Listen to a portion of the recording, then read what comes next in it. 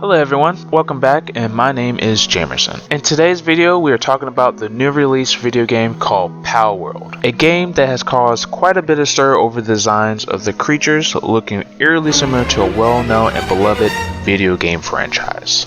But I'm not here to talk about that. I want to talk about the game itself, how it works, what I like and dislike, so let's get started. When I first heard that Palworld was actually going to be a survival game, I was completely turned off to the idea of playing it. That's no good. The reason being is I honestly just tired of the whole survival game genre. I had tons of time playing Ark Survival with my friends and I had a lot of fun, but over time I just got tired of the gameplay loop, having to build and manage my resources and then constantly dying and then starting over again. It was really stressful, and that's one of the reasons why I just stopped playing survival games in general. But Palworld isn't just about, surviving. Also about, capturing monsters, and these monsters happen to be called pals. And pals are the native creatures of this island that comes in different shapes and sizes and have different skills that could either hinder you or, benefit you. The pals, you can not only just use them to fight for you, to capture other pals or other fight NPCs.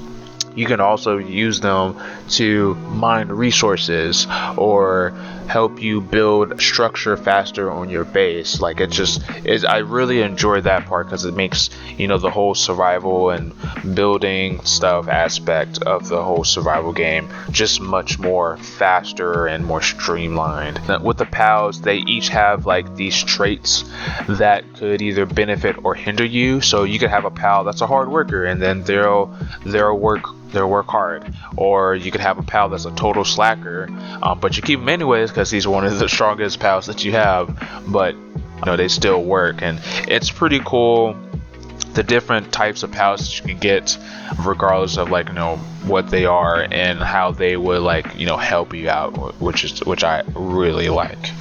So one of the things that I like about Palworld is that it keeps you engaged. There's a real sense of progression in the game. There's this item called a PAL box that establishes your base, and you use this PAL box to do missions to upgrade your base. And these missions could range from building certain structures, and once you build a certain amount of structures, you can upgrade your base. It gives you a whole purpose, focusing and managing your base.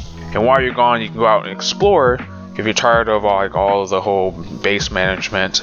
And when you explore, you can look into find dungeons, fight bosses. You can even pull up on when you're exploring, you could pull up on random events. For instance, I found this one NPC who was selling contraband pals, which is honestly crazy. I didn't have the much money for it, but it was really crazy that I pulled up on him. And then I also pulled up on this camp that had imprisoned this pal, but luckily enough I decided to sneak in because the NPCs that held it captured, they were busy with other pals, so I stole the pal and then I just dipped out of there, which is honestly cool. This game has a lot of variety and a lot of random events that are interesting, and in a way it kind of reminds me of how Elden Ring was, where the map is vast, but when you go out into it, there's something interesting happening. You can pull up on NPCs fighting a boss character or something like that, this game is really engaging and keeps my attention. And you'll probably notice that this video has been mostly positive, and if I'm going to be honest, there's not a lot of negative things that I can say about the game, which is a bit surprising because the game is in early access, people. Usually when I hear early access survival games, I'm not really expecting the game to be full of content and content that's engaging. But Palworld, it has a lot of stuff that I enjoy. But if I had a negative, it would honestly be the rubber banding and the lag that occurs whenever you're playing multiplayer. It's an understandable negative because of the whole, you're playing with your friends and the world. The game is trying to, like, everybody's seeing the same thing at the same time, from my understanding of like how it works. But like I said, the game's in early access, and the developers seem really responsive to, like, to the feedback, and they also, they're working on developing the game. And it seemed like they really want to make a great game. So I have faith that, they will improve like the whole network capability of the game, as well as like improve other things that I can't even think of and I haven't even experienced right now before I even get to it. And like, I can't wait to see what they come up with, and what new modes, if they add any more modes, like PvP modes. I'm looking forward to like what they come with the game. And so yeah, that is the end of the video. Thank you guys so much for watching. I really do appreciate it. Let me know what you think of Palworld, if you ever played it, or if you're interested in playing it now after my video, which would be pretty cool.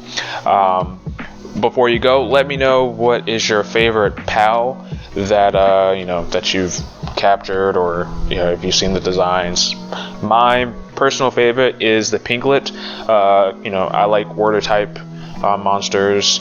I also think their attacks is pretty cool, because their attacks remind me of the summon swords, like a Virgil summon sword. So it's pretty cool. If I'm able to, like, I need to figure out how to name it. I'm gonna name my next one Virgil, or I'm gonna name all of them Virgil. But that's, like I said, thank you guys so much for watching. Please don't forget to like, comment, subscribe. It really does help, and do all that usual YouTuber stuff that asks for. And alright, I'll see you guys in the next video. I'm kind of rambling at this point. Alright, bye.